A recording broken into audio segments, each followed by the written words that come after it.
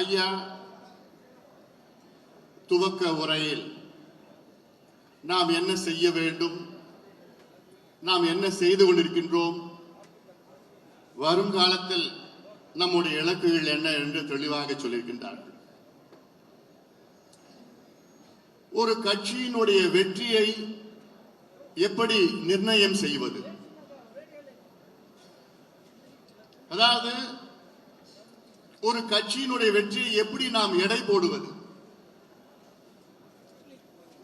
அந்த கட்சி சிறந்த கொள்கை வைத்திருக்கின்ற கட்சியா அப்படின்னு எடை போட்டா சந்தேகமே கிடையாது, அது பாட்டாளி மக்கள் கட்சி தான் முதன்மை கட்சியாக இருக்கும்.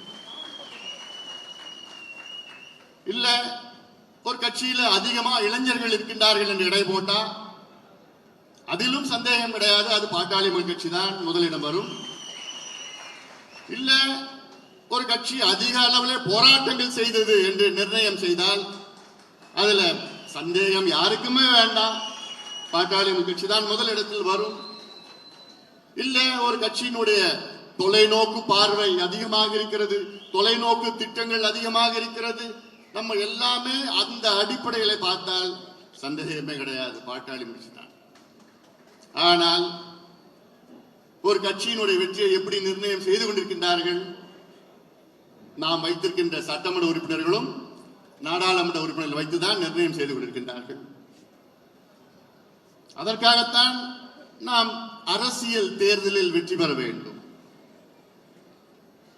அரசியல் அதாவது தேர்தலில் நாம் வெற்றி பெற வேண்டும். மக்கள் மனதிலே நாம் வெற்றி பெற்றிருக்கின்றோம். ஆனால் அந்த ஆட்சி அதிகாரம் வந்தால்தான் ஊடகங்கள் நண்பர்களோ அல்லது பொதுமக்களோ ஆம் இவர்கள் தான் முதன்மையான கட்சி என்று சொல்வார்கள். 56 ஆண்டு காலம் ஆட்சி செய்து கொண்டிருக்கின்ற கட்சிகள், இரு கட்சிகள், அவர்களை விட அதிக தகுதி, அதிக திறமை, அதிக தொலைநோக்கு பார்வை உள்ள கட்சி பாட்டாளி மக்கள் கட்சி. மருத்துவர் ஐயா அவர்கள் 44 ஆண்டு காலமாக மக்களுக்காக, அடித்தள மக்களுக்காக உழைத்துக் கொண்டிருக்கின்றார்கள். இது போன்ற உழைப்பு இந்தியாவில் எந்த தலைவரும் செய்தது கிடையாது. நம்மை வழிநடத்தி வருகிறார்கள். சமீபத்தில் குடியரசு தினத்தை முன்னிட்டு மத்திய அரசு விருதுகளை அறிவித்தார்கள். அந்த அறிவிப்பு வந்த பிறகு எனக்கு மிகப்பெரிய ஒரு வருத்தம்.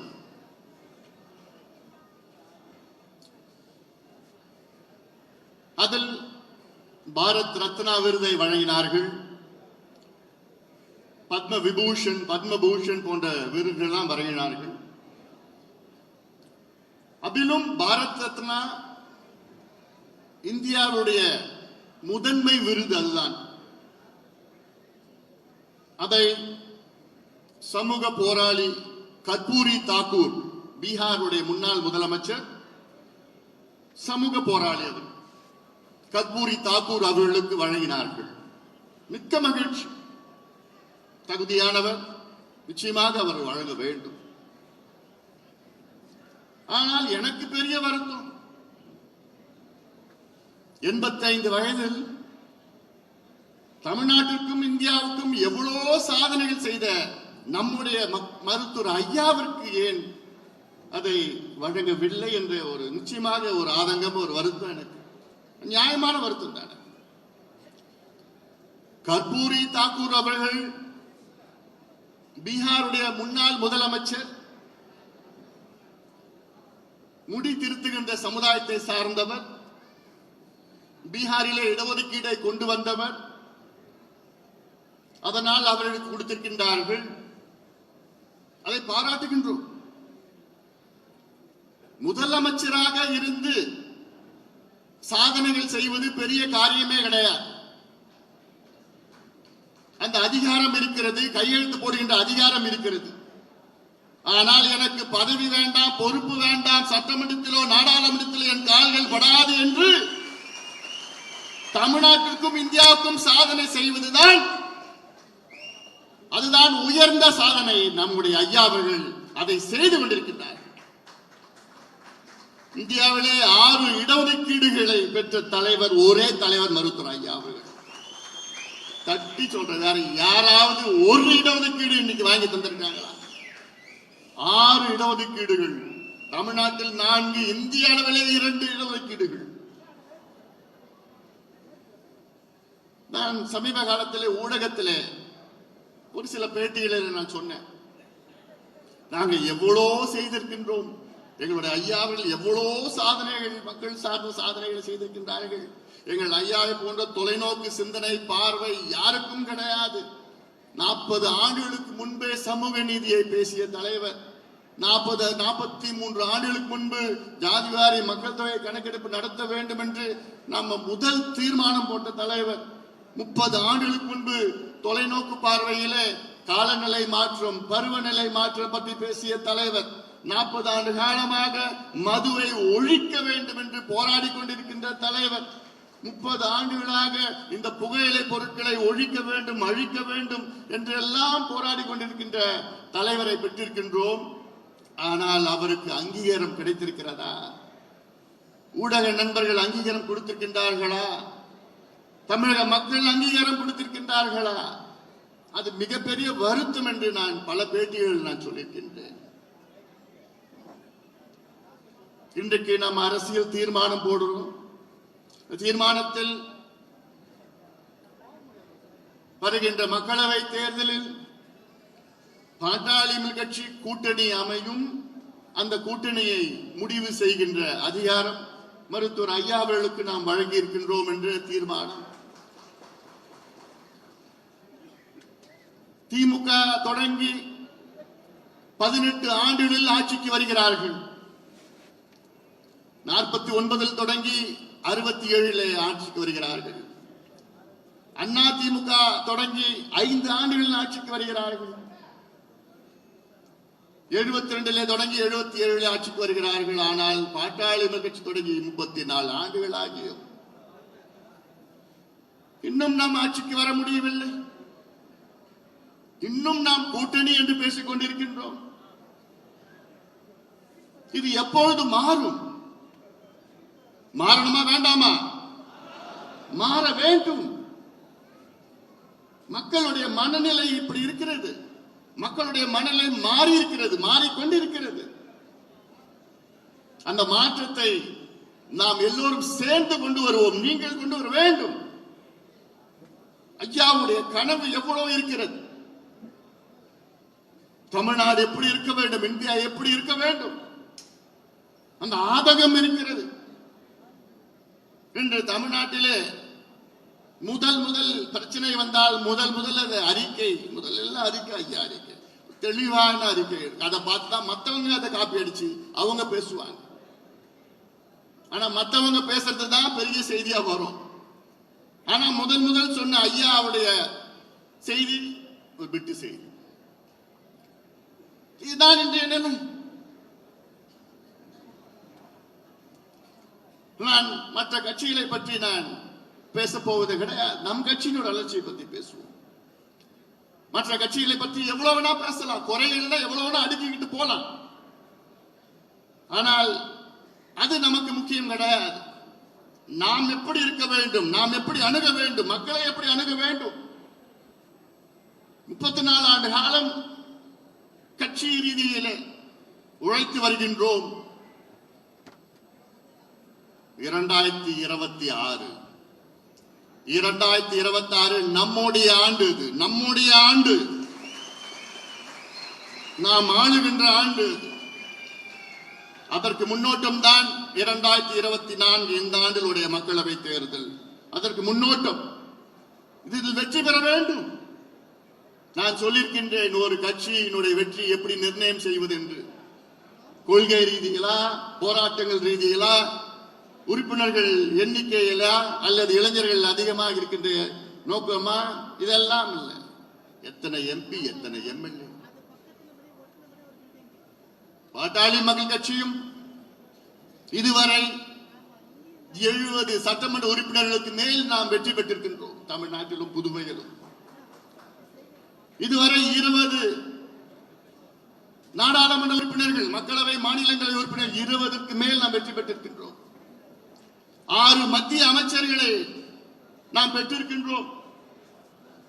6 மாவட்ட ஊராட்சி பெருந்தலைவர்கள், டிஸ்ட்ரிக்ட் சேர்மன் நாம் பெற்றிருக்கின்றோம். நூற்றுக்கணக்கான ஒன்றிய பெருந்தலைவர்களை நாம் பெற்றிருக்கின்றோம். ஆயிரக்கணக்கான ஒன்றிய குழு உறுப்பினர்களை நாம் பெற்றிருக்கின்றோம். 10,000க்கு மேல் ஊராட்சி மன்ற தலைவர்களை நாம் பெற்றிருக்கின்றோம். ஆனால் இதையெல்லாம் நாம் சாதனையாக நாம் சொல்ல முடியாது. நாம் அந்த ஆட்சி அதிகாரத்துக்கு வர வேண்டும். கடந்த ஆண்டு டிசம்பர் மாதம் 28ஆம் தேதி நம்முடைய ஐயா அவர்கள் முதலமைச்சரை சந்திக்கின்றார். இது எவ்வளவு பெரிய ஒரு சந்திப்பு, எவ்வளவு முக்கியத்துவம் வாய்ந்த சந்திப்பு அது. மருத்துவர் ஐயா என்பது இந்தியாவிலே ஒரு மூத்த தலைவர். அவர் முதலமைச்சரை தேடி சந்திக்கின்றார். சந்திப்பின் நோக்கம் சமூக நீதி நிலைநாட்ட வேண்டும், சாதிவாரி மக்கள் தொகை கணக்கெடுப்பு நடத்துங்கள் என்று ஒரு கோரிக்கை. 35 நிமிடம் பேசுகிறார்கள். சந்தித்து வந்து ஒரு மாதத்திற்கு மேல் ஆகிறது. அதை பற்றி அவர்கள் ஏதாவது ஒரு செய்தி, ஏதாவது ஒரு கசிவு, இதுதான் இன்றைய அரசியல். இன்னும் எவ்வளவு காலம் நீங்கள் ஐயாவை கெஞ்ச வைப்பீர்கள்? இன்னும் எவ்வளவு காலம் நாம் கெஞ்சிக் கொண்டிருக்க வேண்டும்? அந்த அதிகாரம் நம் கையில் வந்தால் அனைத்து தரப்பு மக்களுக்கும் நாம் சமூக நீதியை நிலைநாட்ட முடியும். நம்மால் மட்டும்தான் முடியும். மற்ற கட்சிகள் எல்லாம் வெறும் விளம்பர அரசியல் தான், வெறும் பேச்சு அரசியல் தான் செய்து கொண்டிருக்கிறார்கள். சமூக நீதி என்று விளம்பரப்படுத்திக் கொண்டிருக்கின்றார்கள். வெத்து மாநாடுகள் நடத்தி கொண்டிருக்கின்றார்கள். தந்தை பெரியாருடைய வாரிசு என்றெல்லாம் பேசிக் கொண்டிருக்கின்றார்கள், வசனம் பேசிக் கொண்டிருக்கின்றார்கள்.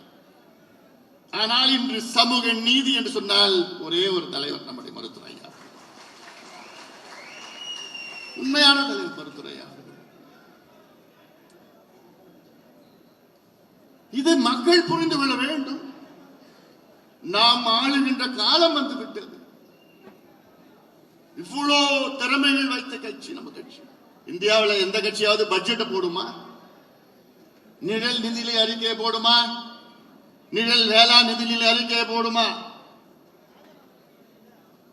தமிழ்நாட்டின் உரிமைகளுக்காக எத்தனை போராட்டங்கள். அது கன்னியாகுமரி நடந்த போராட்டமா, தூத்துக்குடி திருநெல்வேலியா, இல்ல எந்த பக்கம் பெங்களூர் எல்லை போராட்டமா, கேரளா போராட்டமா, இல்ல இலங்கை போராட்டமா, அத்தனை போராட்டங்களும் வழி நடத்தியவர், முன்னின்று நடத்தியவர் மருத்துவர் ஐயா. இந்த தேர்தல் நமக்கு முக்கியமான ஒரு தேர்தல். நம் தீர்மானத்திலே சொல்லியிருக்கிறோம், அரசியல் தீர்மானத்தை சொல்லியிருக்கிறது. தமிழ்நாட்டின் நலன் கருதி, இந்தியாவின் நலன் கருதி இந்த தேர்தலில் பாட்டாளி கட்சி வெற்றி பெற்றாக வேண்டும். காரணம், பாட்டாளி கட்சி வெற்றி பெற்றால்தான் தமிழ்நாட்டின் உரிமைகளை மீட்டெடுக்க முடியும். அதற்கு பல உதாரணங்கள், எனக்கு 1 மணி நேரம் பேசிட்டே இருக்கலாம்.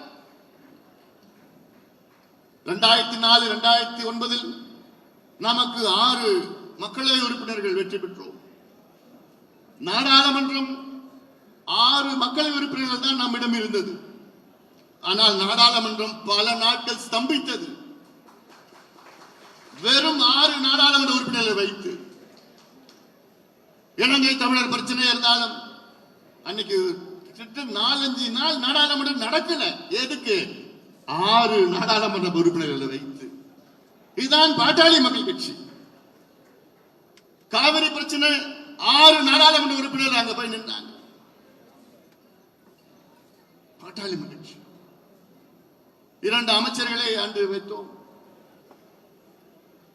அன்றைய கட்டத்தில் லாயலா கல்லூரி ஒரு ஆய்வு நடத்திய, ஒரு சர்வே நடத்தியது. அப்போ நடத்திய லாயலா கல்லூரி சர்வே உண்மையான சர்வே. இப்ப நடத்தது படுத்ததெல்லாம் எனக்கு கருத்து சொல்ல வேண்டாம். அந்த ஆய்வுல தமிழ்நாட்டில் உள்ள 13 அமைச்சர்கள் இருக்கின்றார்கள். அந்த 13 அமைச்சர்களில் யாரு முதல் அமைச்சர், யார் இரண்டாவது அமைச்சர், 4, 3வது, 4வது பட்டியலிட்டு போட்டார்கள். அந்த பட்டியலில் தமிழ்நாட்டினுடைய முதல் அமைச்சர் அன்புமணி ராமதாஸ் என்றும், தமிழ்நாட்டுடைய இரண்டாவது அமைச்சர் ப. சிதம்பரம் என்றும், தமிழ்நாட்டுடைய 3வது அமைச்சர் அரங்கவேலு என்றும், 13 அமைச்சர்களில் முதல் 3 அமைச்சர்களில் பாட்டாளி கட்சி அந்த பட்டியலில் வருகிறது. இதை எதை காட்டுகிறது? நமக்கு வாய்ப்பு கிடைத்தால் சாதனைகளுக்கு அளவே கிடையாது, எல்லையே கிடையாது. காரணம், நம்மை வழிநடத்தி கொண்டுபவர் மருத்துவர் ஐயா. நாங்கள் நாடாளுமன்றத்தில் அங்கே என்ன நாங்கள் செய்த சாதனைகள் என்ன? பொது இடங்களில் புகைப்பிடிக்க கூடாது சட்டம் கொண்டு வந்தோம். அந்த சட்டத்திற்காக 30 ஆண்டு கால மருத்துவர் ஐயா அவர்கள் போராடினார். அதிகாரம் கிடைத்தது, அந்த சட்டத்தை கொண்டு வந்தோம்.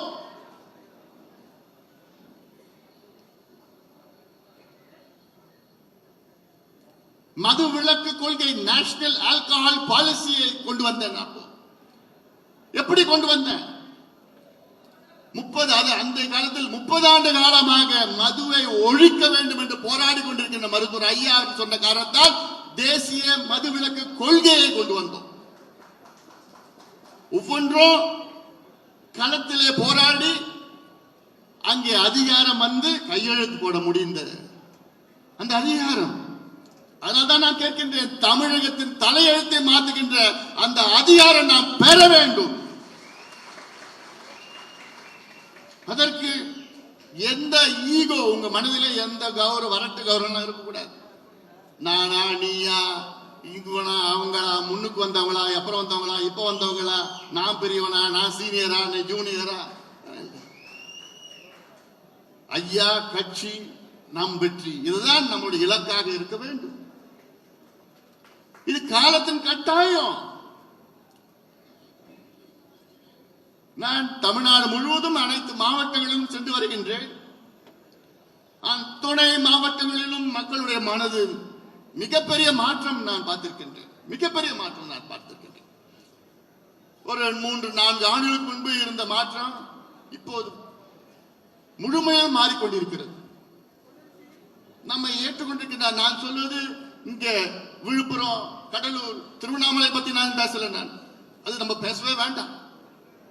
நான் சொல்வது திண்டுக்கல், தேனி, மதுரை, தூத்துக்குடி, திருநெல்வேலி, ராமேஸ்வரம், ராமநாதபுரம், திருப்பூர், கோயம்புத்தூர், கரூர், மேற்கு பகுதி. அங்கிருக்கின்ற மக்கள் எல்லாம் நமக்கு ஆதரவாக அவருடைய மனநிலை மாற்றியிருக்கின்றார்கள். காரணம், நம்மை பற்றி தெரிந்து கொண்டிருக்கிறார்கள். உலகாலமாக தெரியவில்லை. எவ்வளவு சாதனைகள் நாம் செய்து கொண்டிருக்கின்றோம். எவ்வளவு சாதனைகள் எல்லாம் அடுக்கிக்கிட்டே போலாம். அதற்கு ஐயா அவர்கள் சொல்லி தமிழக அரசு எத்தனையோ திட்டங்களை கொண்டு வந்திருக்கிறது. ஐயா அவர்கள் சொல்லி, ஐயா அவர்கள் போராடி தமிழக அரசு திட்டங்கள் கொண்டு வந்திருக்கிறது.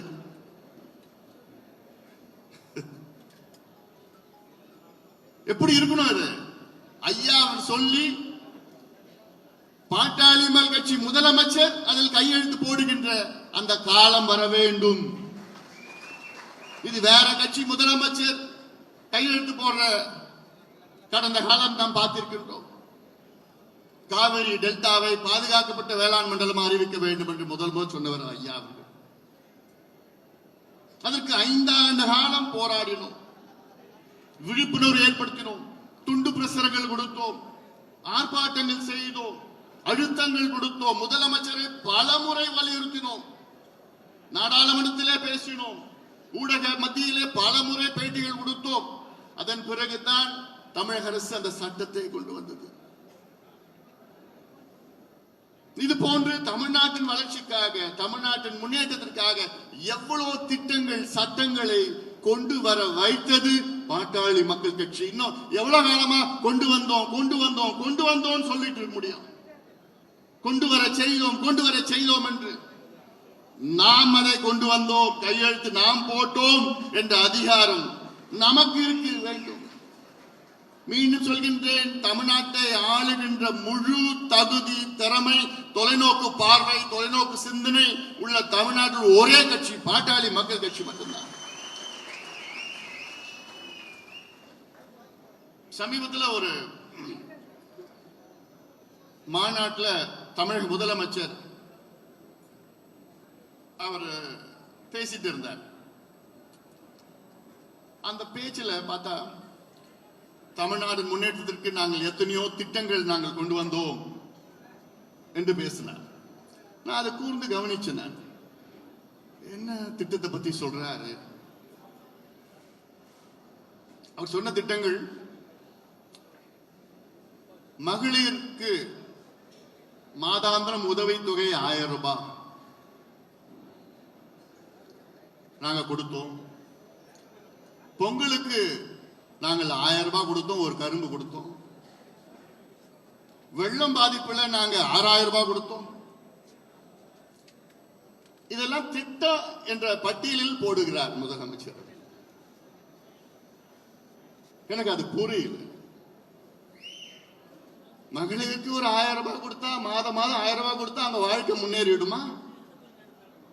இல்ல பொங்கலுக்கு நீங்க 1000 ரூபாய் ஒரு கரும்பு கொடுத்தா அவங்க வாழ்க்கை ஓஹோன்னு இருக்குமா? இல்ல வெள்ள பாதிப்பு மற்ற மக்களுக்கு 6000 ரூபாய் கொடுத்தா அவங்க அப்படியே வெள்ளத்துல இருந்து மீண்டு வந்துருவாங்களா?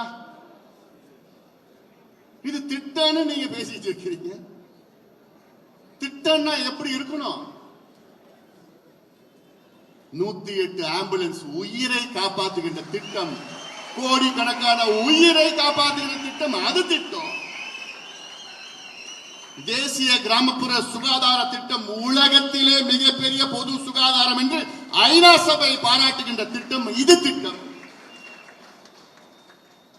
இதெல்லாம் பாட்டாளி மக்கள் கட்சி இந்தியாவுக்கு கொண்டு வந்த திட்டங்கள். இதுதான் உண்மையான திட்டம். இதனால் மக்களுடைய வாழ்க்கை மாற்றம் ஏற்பட்டிருக்கிறது. கோடிக்கணக்கான மக்கள், கோடிக்கணக்கான தாய்மார்கள், கோடிக்கணக்கான குழந்தைகள் வாழ்க்கை காப்பாற்றப்பட்டிருக்கிறது. அவங்க வாழ்க்கை மாற்றம் அடைந்திருக்கிறது. இதுதான் உண்மையான திட்டங்கள். இதைத்தான் பாட்டாளி மக்கள் கட்சி செய்ய விரும்புகிறது. தமிழ்நாட்டிற்கு பாட்டாளி மக்கள் கட்சி செய்ய விரும்புகிறது. அதை தமிழக மக்கள் அதை புரிந்து கொள்ள வேண்டும். அதனால் மீண்டும் உங்களிடம் சொல்வதெல்லாம் கடுமையாக பணியாற்ற வேண்டும். ஏதோ இந்த ஒரு தேர்தல் மட்டும் கிடையாது. அடுத்த 2 ஆண்டு காலம், அடுத்த 2 மாதம் போதாது. அடுத்த 2 ஆண்டு காலம் கடுமையான பணியாற்றங்கள் வாங்க. நிச்சயமாக நம்முடைய ஐயாவுடைய ஒரு இலக்கை நாம் அடையும். ஒரு இலக்கு, ஐயாவுக்கு பல இலக்குகள் இருக்கிறது. அதில் ஒன்று தமிழ்நாட்டில் பாட்டாளி மக்கள் கட்சி ஆட்சி நடைபெற வேண்டும் என்று ஒரு இலக்கு. எத்தனையோ இலக்குகள் இருக்கிறது. எதுக்கு நாம் ஆள வேண்டும்?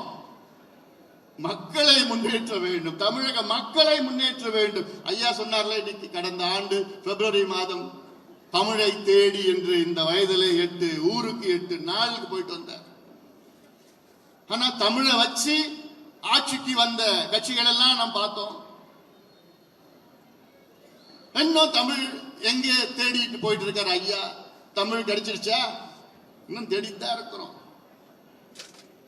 இது எப்படி? எவ்வளவு உதாரணங்கள் சொல்லிட்டு வரலாம். பாட்டாளி மக்கள் கட்சி ஆட்சி அதிகாரம் கிடைத்தால் எங்கும் தமிழ், எதிலும் தமிழ் உண்மையா இருக்கும். நீதிமன்றத்திலிருந்து எல்லாமே தமிழ், படிக்கிறதுல இருந்து ஆராய்ச்சி கல்வி, ஆரம்ப கல்வியிலிருந்து ஆராய்ச்சி கல்வியில எல்லாம் உண்மையா தமிழ் இருக்கும்.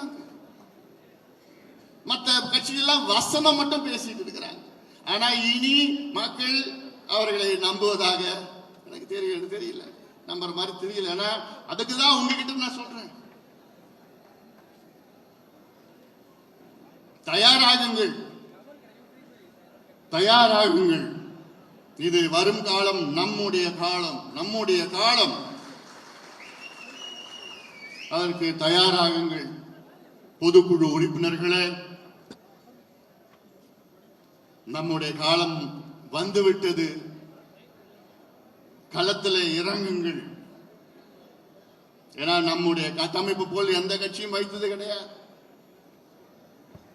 நம்முடைய இலக்கு ஏதோ 10 மக்களவை தொகுதியிலும் 60 சட்டமன்ற தொகுதிகளும் கிடையாது. நம்முடைய இலக்கு 40 மக்களவை தொகுதி, புதுவை உட்பட 40 மக்களவை தொகுதிகளிலும் 234 சட்டமன்ற தொகுதியிலும் தான் நம்முடைய இலக்கு. அது சிறப்பு கவனம் ஒரு சில பகுதியில். ஏன்னா இன்னைக்கு மக்கள், அனைத்து தரப்பு மக்களும் நம்மை ஏற்றுக்கொண்டிருக்கின்றார்கள். நம்ம எவ்வளோ சொன்ன சாதனைகள்லாம் சொல்லியிருக்கிறோம். இந்த தீர்மானத்துல பாரு எவ்வளோ பிரச்சனைகள். 10.5 விழுக்காடு சாதிவாரி மக்கள் தொகை கணக்கெடுப்பு, ஆன்லைன் கேம்பிளிங் தடை பண்ணணும், மது விலக்க கொண்டு வரணும், டெல்டா பகுதியில் பிரச்சனைகள், இழப்பீடு கொடுக்கணும், மேகதாதான, அப்புறம் முல்லை பெரியாரான பிரச்சனை, இப்படி எல்லாம், அப்புறம் சிப்காட் பகுதியில், என்எல்சி பகுதியில் விவசாய நிலத்தை அழிக்க கூட, இப்படி எல்லாம் எந்த கட்சிங்க களத்துல இறங்கி போராடிட்டு இருக்குது? நம்ம கட்சி மட்டும்தான். வேற யாருக்கும் என்னன்னு கூட தெரியல, என்னன்னு கூட அவங்களுக்கு கவலை கிடையாது. அடையாள அரசியல், காட்சி அரசியல், அடையாள அரசியல், விளம்பர அரசியல் செய்து கொண்டிருக்கின்ற கட்சியின் மத்தியிலே உண்மையான அரசியல், மக்களை நோக்கி அரசியல் நாம் செய்து வருகின்றோம். அந்த அங்கீகாரம் மக்கள் நமக்கு கொடுக்க தயாராக இருக்கின்றார்கள். அதற்காகத்தான் நான் சொல்கின்றேன், பாட்டாளி சொந்தங்களே, தயாராகுங்கள். இனி வரும் காலம் நம்முடைய காலம், நாம் ஆளுகின்ற காலம் வந்துவிட்டது. அதற்கு முன்னோட்டம் தான் இப்போ இருக்கின்ற மக்களவை தேர்தலில் மருத்துவர் ஐயா அவர்கள் முடிவு எப்போ என்ன செய்ய இருக்கின்றோம், கூட்டணி, அந்த கூட்டணி எப்படி நாம் செல்ல இருக்கின்றோம் என்று ஐயா முடிவு செய்ய இருக்கின்றார்கள். அது எந்த முடிவு இருந்தாலும் சரி, அதை நாம் இறங்கி பணியாற்ற வேண்டும். காரணம், நம்முடைய இலக்கு, ஒரு இலக்கு இன்னும் 2 ஆண்டு காலத்தில் இருக்கிறது. அதற்கேற்ப வியூகங்களை இந்த தேர்தலில் நாம் அமைப்போம். எல்லாரையும் திருப்திப்படுத்த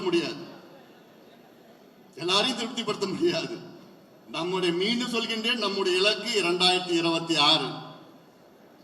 அதில் முன்னோட்டம் இது. அதுக்கேற்ப வியூகங்களை நிச்சயமாக ஐயா அவர்கள் அமைப்பார். அதனால் நீங்கள் வந்திருக்கின்ற பாட்டாளி சொந்தங்களே, தயாராகுங்கள், களத்தில் இறங்குங்கள்.